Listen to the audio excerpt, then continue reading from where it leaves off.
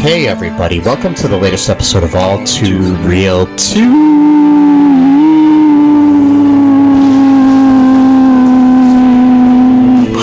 My name is Michael E. Cullen II, and with me in the studio today, for the first time in a year, 19 months, yes, is Matthew, Stargirl, Pat Dugan, Mike Dugan, Yolanda, Mumtaz, Beth Foster, Our Man, Green Lantern's daughter,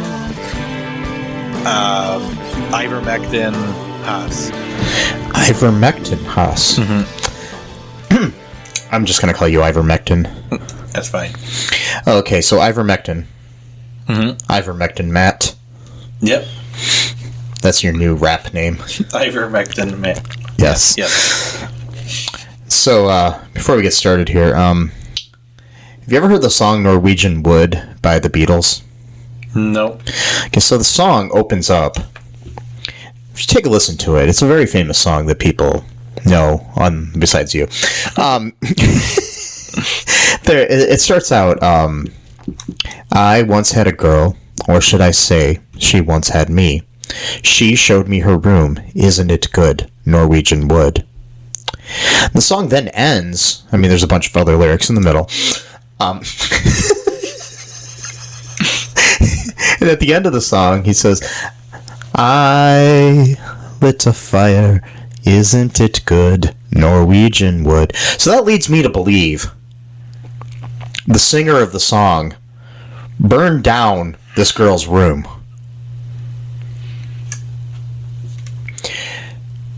So I think the song's about an arsonist. It could be. I mean, it kind of tracks with, John Lennon, was known to, be somewhat, maybe not somewhat, but abusive towards, his lady folks. So, I mean, it could be. It could be. It reminds me of this article from The Onion, which it says, man likes telling people at parties that John Lennon used to beat his wives. It's like, I always get a little kick out of it, like anytime anyone brings up the Beatles. Wow. I know, it's bad. So, anyways, today on the show, we are covering the 7th episode of Season 2 of Stargirl. Yes. That was weird. Wow. Stargirl. Is that Calypso's laugh? No, it's just my laugh. Oh, okay. That's how I laugh all the time. It's really annoying when I'm watching a comedy. Just go. Wouldn't it be weird if somebody had an evil laugh when they watched a comedy? No. Yeah, it would be a little bit. Yeah, like if, you're sitting there watching Superbad or something and there's a guy in the theater. What is it? Dracula? Yeah. But that would be funny. Yeah, kind of. I would kill that person. Whoa. And bury them in my backyard. Which is weird because I don't have a backyard. I was going to say, wait a minute. Well, you have a back of the apartment, so I guess technically that could be your backyard. Or I could just bury them in my neighbor's apartment. Yeah. What, just dig a hole in the carpet? The floorboards. There you go. What's that smell? Nothing. Don't worry about it. It's fine. Yeah, it's fine. You might want to report it to the complex. They'll take care of it. Speaking of murder, yes, it's a very special episode of Stargirl. Yes, because you didn't think we would have that in a superhero show, but we do. We have a very special episode about murder. It's about Yolanda, the Christian Catholic murderer who feels terrible about the fact that she murdered someone at the age of 16. Yeah. I know when I murdered my first person at the age of 16, I felt kind of bad about it. I mean, I hope so. Yeah. I mean, but then by the time I was 17, I got over it, yeah. Well, you need that year of, reflection. Yeah. Exactly. There was a dance or something that got my mind off of things.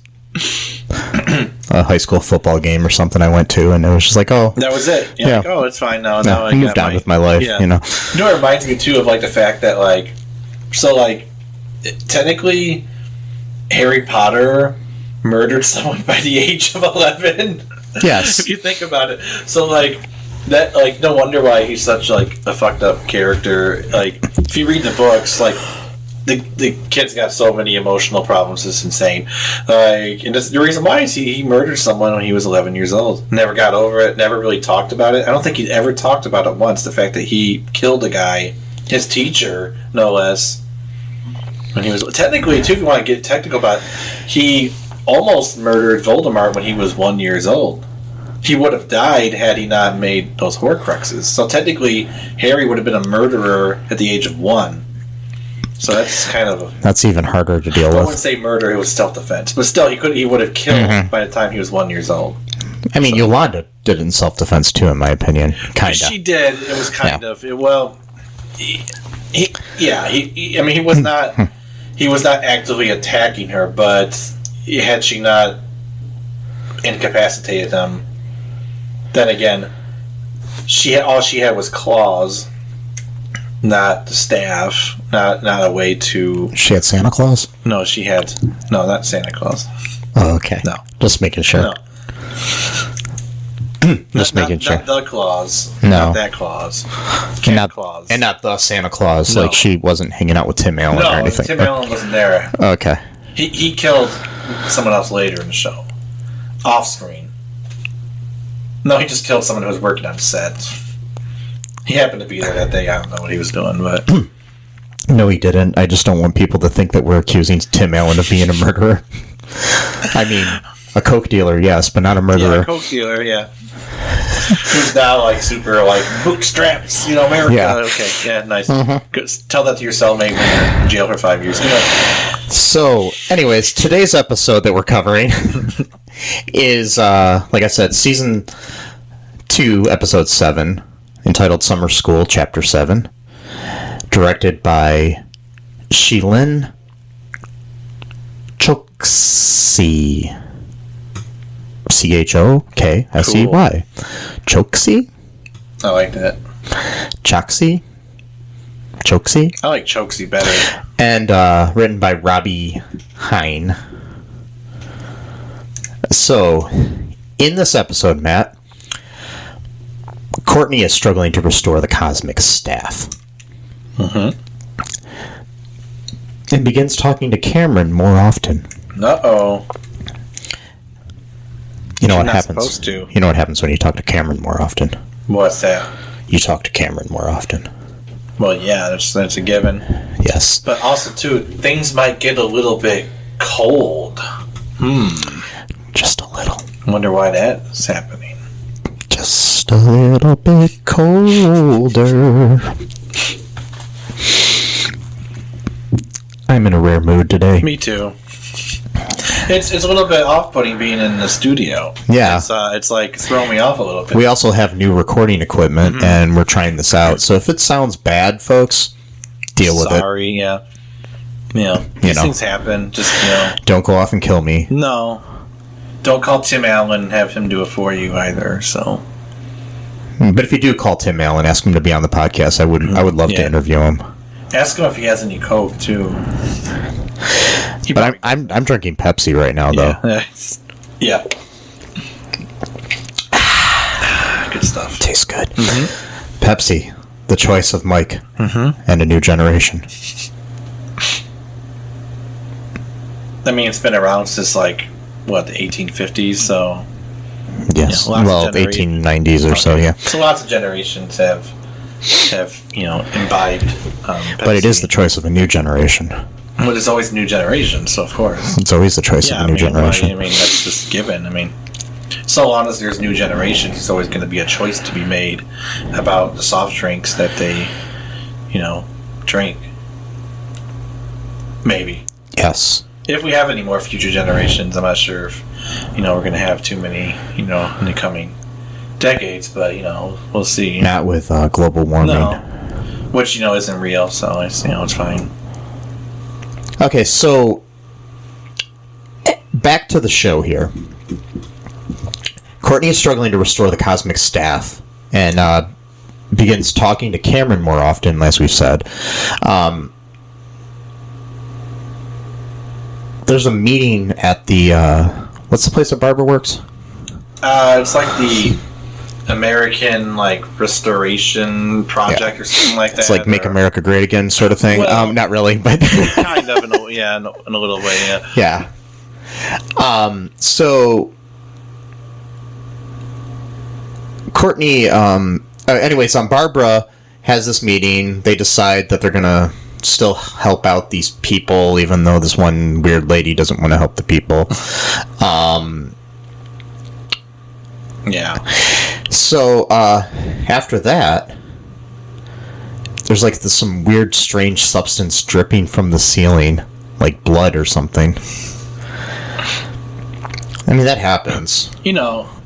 As you do when you're in an office setting. Like the people that live below my neighbors, they probably have some blood dripping into their apartment. I hope not. From the body I buried in there. You keep talking about the bodies a lot. It's starting to concern me. I'm sorry. Matt, I've got a confession to make. No. What? Forgive me, Matt, for I have sinned. Well, I'm not a priest, so it's not gonna...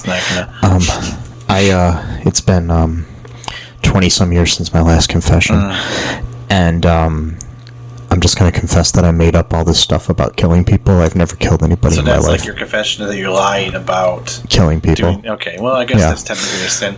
But, more of wasting the priest's time sin, but yeah, I think that was the Shade's blood, wasn't it? Yeah, that's what we think it is. I'm pretty sure it is. Nobody took it to a lab to have it analyzed or anything. That would have been something to do, but apparently, you couldn't find someone from the old JSA or affiliated or called up the local CSI and have them come and... Let's just see this mystic blood that's in the shadow realm, which we don't even know what that is, but okay, we'll just go test the blood. I'm sure there's been shows like this, but we need to create a show where it's a mystic CSI. Ooh, that would actually be really good. Yeah, I like that. Yeah, I'm sure that's... I don't know. I'm not sure of any shows that have really... done that? No, I don't. Not that I know of. Yeah, we'll have to see. I can't even think of anything like that. That would be really interesting. Nobody steal this, okay? Don't you dare. Nobody that's listening steal this, okay? Yeah. I'll sue you. Yep. And maybe kill you. And, wait, no, I'm not going to kill anybody. So, anyways, we got this blood dripping. She doesn't know what it is. So... Yolanda is continuing to struggle with Brainwave's death and begins hearing his voice. And then while she's at work, she ends up meeting Bruce, the little boy. Mm-hmm. Not Bruce Wayne. No. Because that would be weird. Not young Bruce Wayne, no. No, not a young Bruce Wayne. No. But, so she gives him a lollipop. Yeah. Blue raspberry. Yeah, I caught that, That's everyone's favorite flavor now, apparently. That's going to be significant. Not really, but I'm just saying. It could be. No. Yeah. Significant in the fact that it's not a real flavor. Yeah. What does that even mean, blue raspberry? It's a good flavor, sure, but I just don't know what it means. I've had raspberries before. They don't taste anything like that. So I'll tell you what, folks. Stay tuned, and we'll get to the bottom of the blue raspberry mystery after one of our breaks. We won't, but we will. Maybe we'll. Do you want to take a break, actually, Matt? Sure. Okay. We'll be right back, folks, after a word from our sponsors.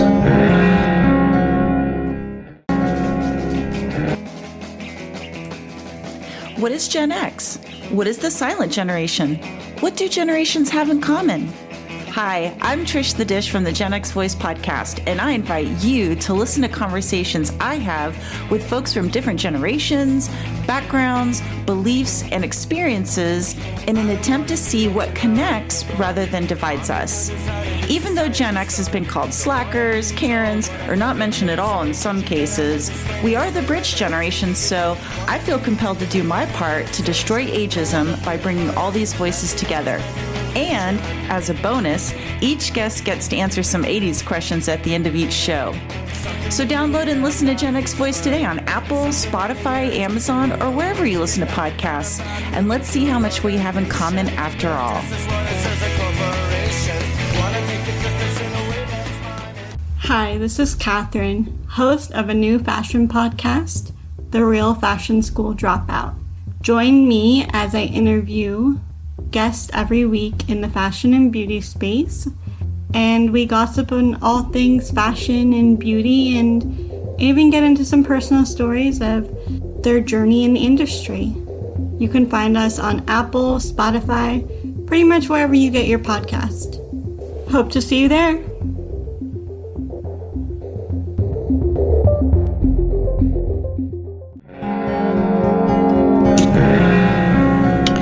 So, blue raspberry. Mm-hmm.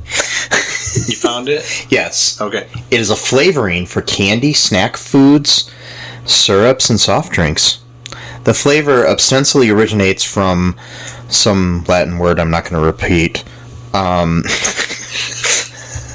More commonly known as white bark raspberry or black cap raspberry,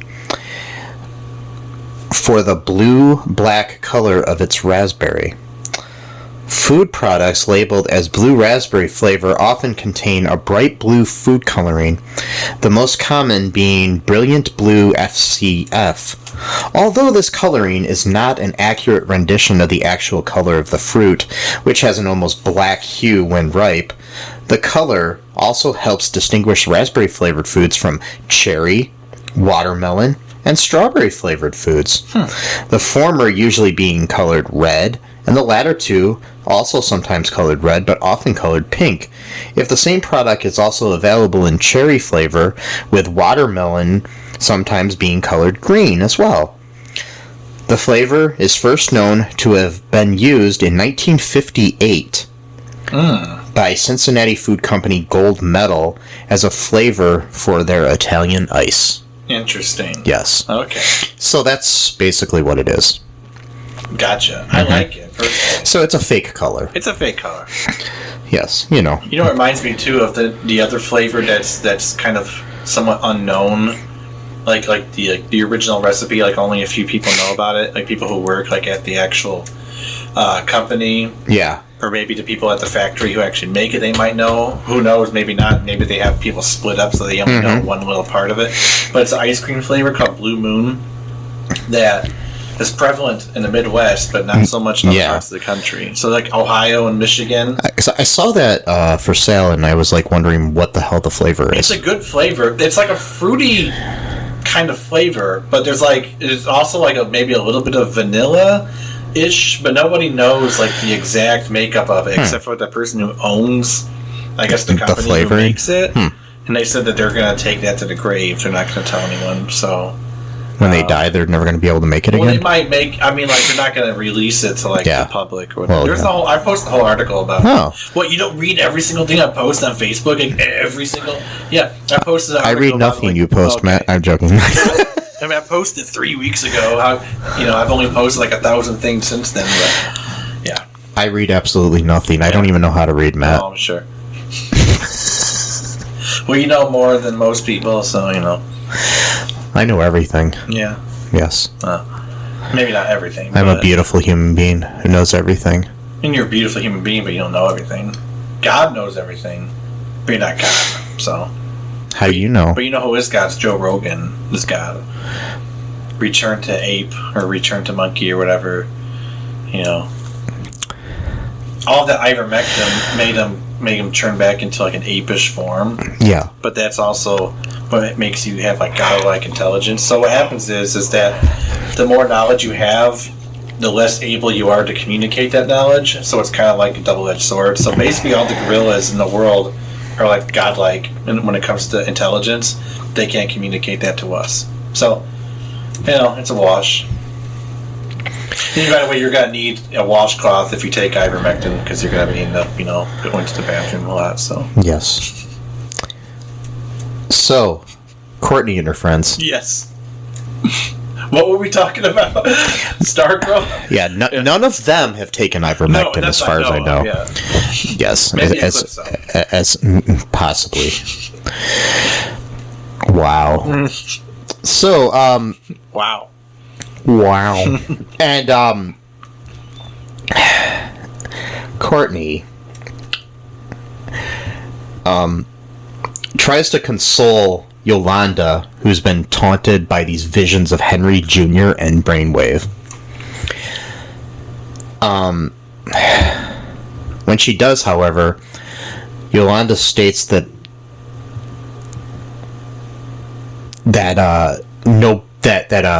they haven't killed anybody like she has. Mm-hmm. So she tries to convince her to talk to Beth and Rick about it as well. What happened? I mean, there were scenes in the I'm trying to remember the scenes in the church too. There was like a scene earlier on when she was confessing towards the beginning of the episode to her. She goes to church a lot in this episode. This is a really Yolanda-centric episode. It's not a whole lot really actually happens in this episode. It's more of just navigating her guilt. And, too, and it's like, you gotta understand, Yolanda comes from a very religious family, very conservative, very morally conservative family. I don't know what their actual economic views are, but, I'm just saying, I don't know. Who knows? They could be. And, she's already, just, I don't know, castigated, whatever the word is, because of those semi-nude photos she took for her boyfriend that ended up getting out to the whole school. So her family literally locks her in her room, like, after school every day until it's time for dinner. Like, that's how, like, terrible of, like, a family she has, except for her brother. He's the only one that sticks up for her. But, she ends up, like, thinking the priest is Brainwave at one point, and then she goes out and has basically he's like, hearing his, his basically his wave, to like make her hold her ears and like have like a migraine. She's having these migraines all the time now, and she's seeing him now, Brainwave, just showing up now, like at the end of in church or whatever. So she's like has to run out. At one point, her mom was there because the priest said she's having a lot of like problems. Like she's coming in here like every day or multiple times a day now and not really saying anything. At one point, she actually confessed to the murder to the priest, but then that turned out to be just like a hallucination or a vision or a dream or something like that, because she was in like Courtney's house when she woke up. And she also did the same thing when she was in school, summer school. She fell asleep. Yeah, and dreamed about Henry and Junior, or both of them. Mm-hmm. So she's kind of having like a mental break where she doesn't really know what's reality, which is scary, because I wonder if this is like Eclipso's just like, because Eclipso has the ability to make people go mad, but I wonder if he's like doing it like piecemeal, like he's not just like full on madness, which is in a way is actually kind of worse, because you're just slowly dissociating, you know what I mean? Yeah. As opposed to just having a full on experience like like Courtney and everyone else did when he was like took over the school and that art teacher. Yeah. But so who knows? Maybe this whole episode itself was a dream of Yolanda's, and we don't even know. Could be. We'll see. But maybe the whole thing was inside Bobby Ewing's head. Yeah, and it's just going to be show. Yeah, exactly.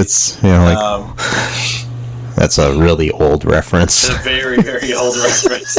Extremely old. But what else happened in this show? Because this was a whole lot of talking and just like feeling in this episode.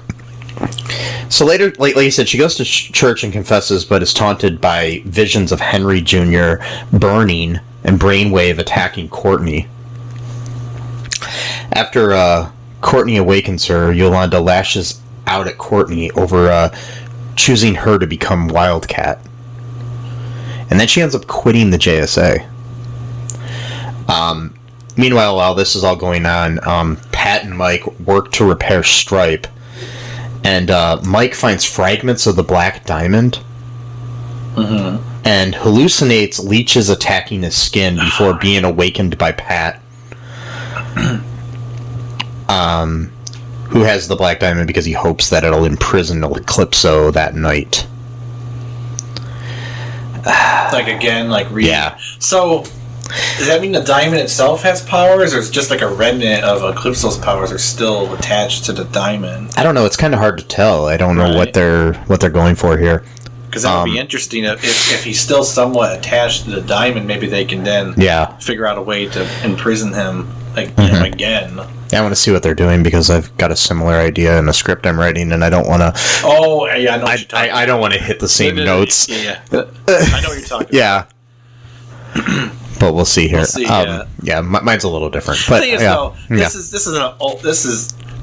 it's not like you'd be ripping anything off because it's like the Horcruxes sort of thing too. It's just very, it's very common. So it's not like you're gonna be in trouble. And plus, too, like even speaking of J.K. Well, speaking of the author of Harry Potter, I'm not gonna say her name, but that wasn't very unique in itself because the Shannara stories have a same exact thing that came out like decades before Harry Potter. Oh, really? Where this one, the guy, his name is simply the Warlock Lord. That's what a creative name that you chose for yourself when you're supposed to try to take over the world. You think you would have maybe done a little bit more of coming up with a name, but he did the same exact thing where he would put but instead of like bits and pieces of a soul in each thing, it was more of just you had to collect all of the things, but it was pretty much the same exact thing. But that was actually more unique though, because in that story he actually because he actually time traveled, so he hid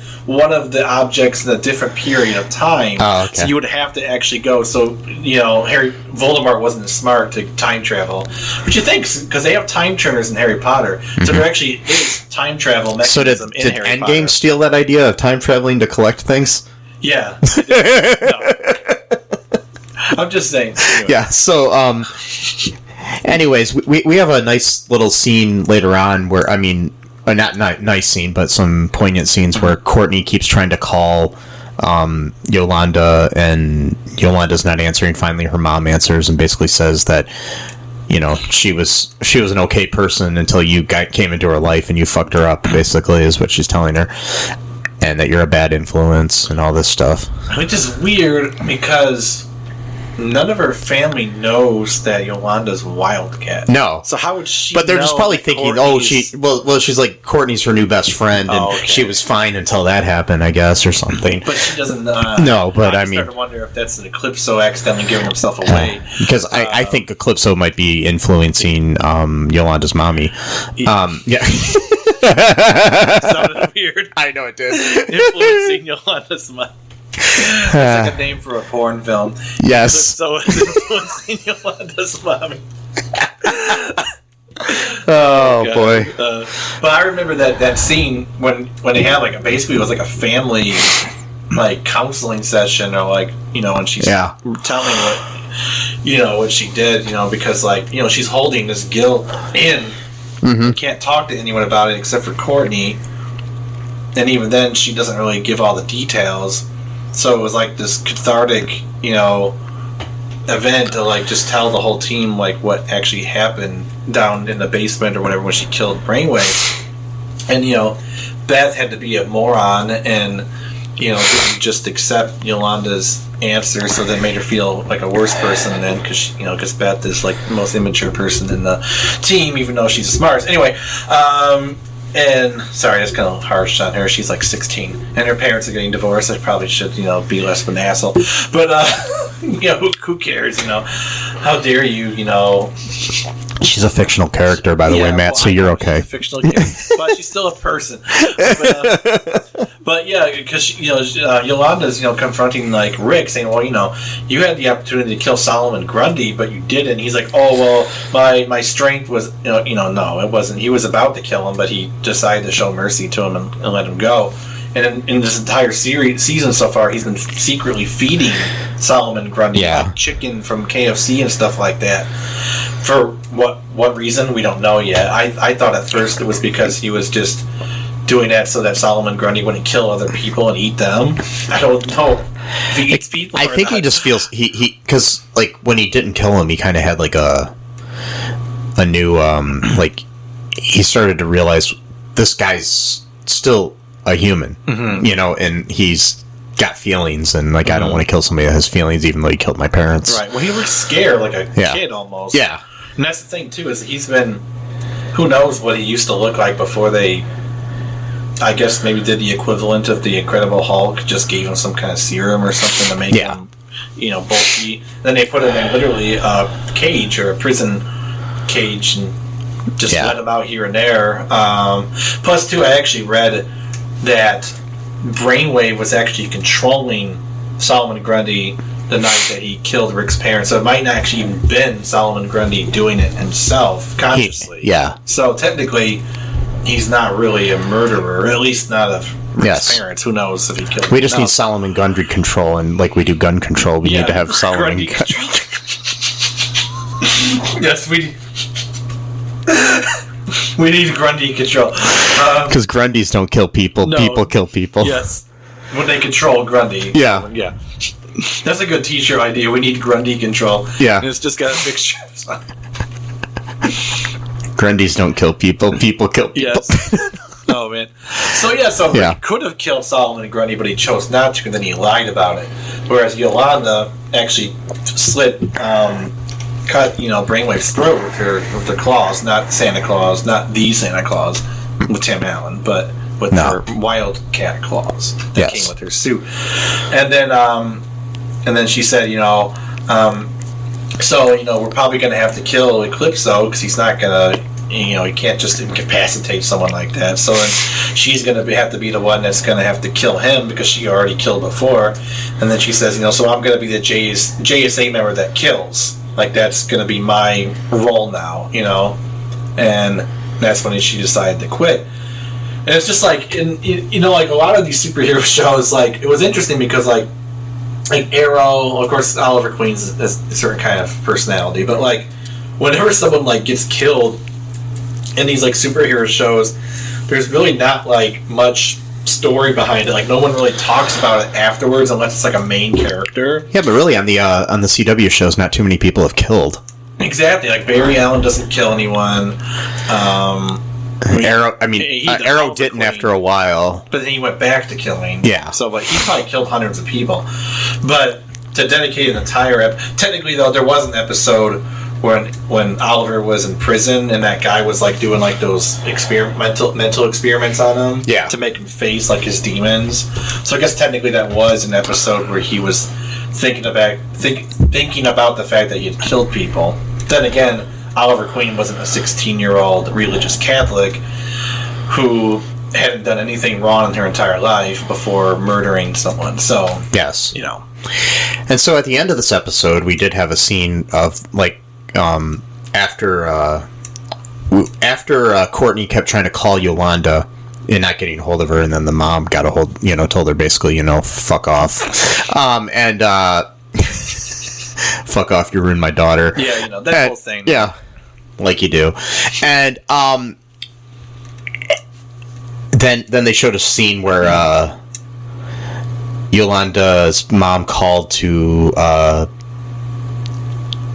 say that Yolanda was quitting working at the diner now too. So. Oh yeah, that's right. I forgot. That's weird though. Yeah. Why does her mom want her to quit? Okay, that's. And why did her mom call to quit at the diner, not her? Like you said, I think it's Eclipso's controlling her. The Eclipso might be controlling her, and maybe Yolanda's being held hostage now too. That's what. Oh wow, I didn't think about that. Yeah. And so then we have a little scene at the table with with the Dugan Whitmore family. The Dukes. Yeah, the Dugs and the Duke Wits, Wits. the Dug Wits, and the Dug Wits are all sitting there, and Mikey Dugwit, he starts to realize that, he starts to basically confess that he feels guilty about killing, what's the dude's name? Jordan. Yeah. / Icicle. Icicle, that's his Yeah. name. I was trying to remember his villain name. Yeah. Yeah, he feels bad about it, even though it was an accident, really, because he just ran into him with a car and broke him into a bunch of pieces. That's happened to me before, too. Yeah. Yeah. Just hit someone, or... Yeah, and then they broke into a bunch of pieces on the ground. We've never been able to find them since. I always wonder, is Icicle really dead? Yeah. Because it seems like his power seems... I mean, like, if he just turns into ice cubes, can he just sort of, like, reform himself? You know That's what I'm wondering. Like, and does he melt? What happened? What happened to that ice after Mike ran into him? What happened? I'm starting to wonder if he's really dead or not. Maybe he just decided to lay low because his plan failed. And speaking of him, I was watching an episode of How I Met Your Mother, and the actor was in that episode. Really? Yeah, as a date of Robin's. It was weird. That's awesome. Yeah.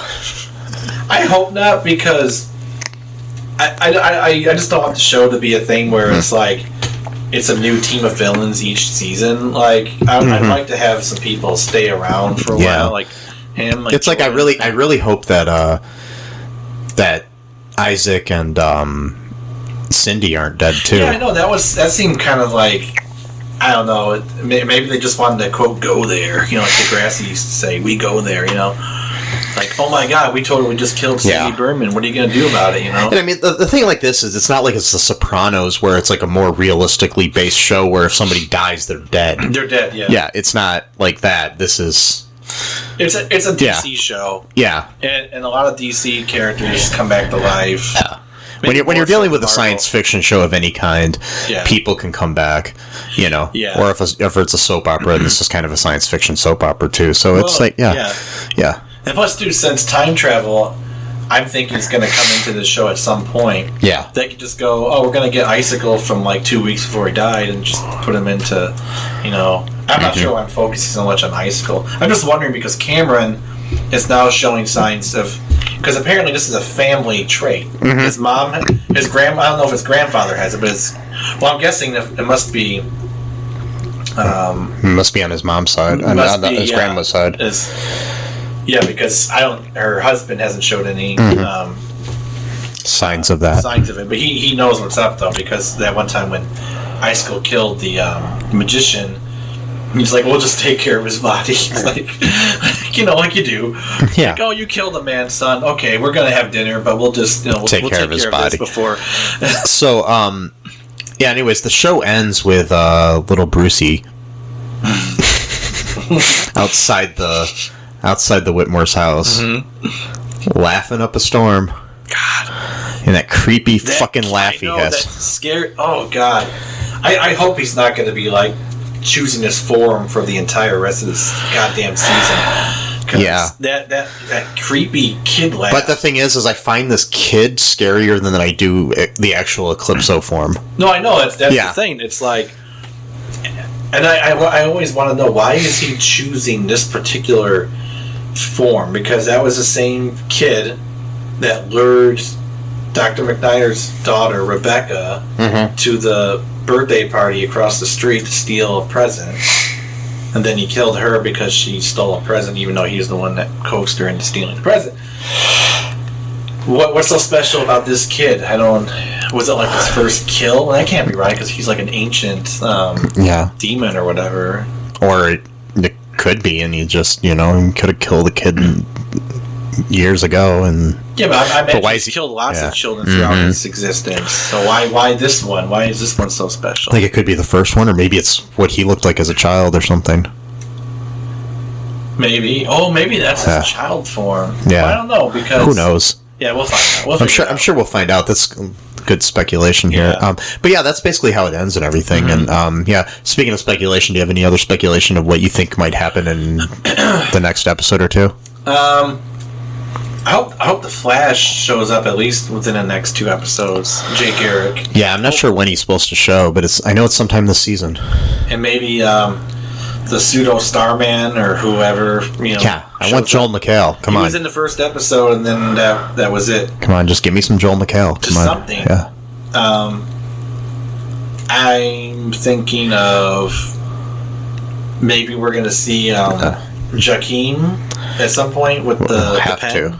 Unless they're setting that up for another season or something. Maybe he'll be a slow burn. A villain or a hero next season or something. This show is very, very slow burn. I've noticed that. They really stretch things out. For a show with a lot of cold people, it's a very slow burning show.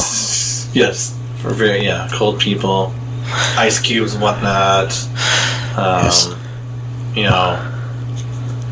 Maybe they should bring Ice Cube and Ice T on the show. And it's not that kind of show. Oh. It's not a special victims unit show. Oh, okay.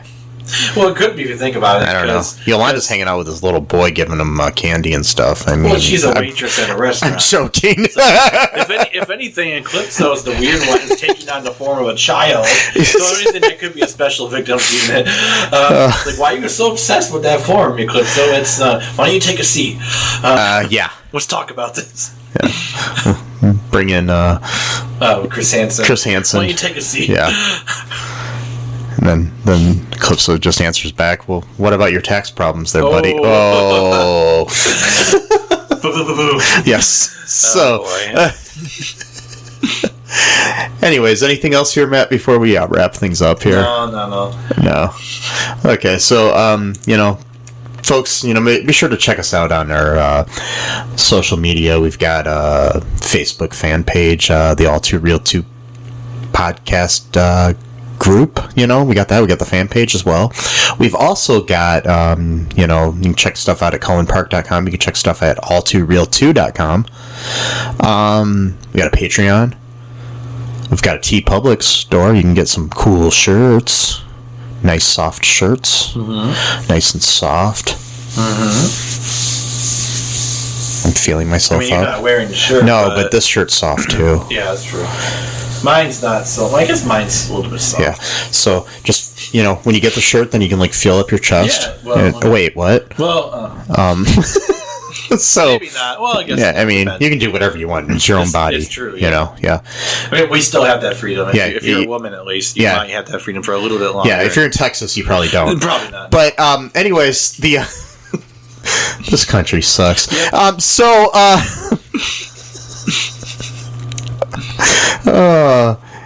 Anyways, be safe, people.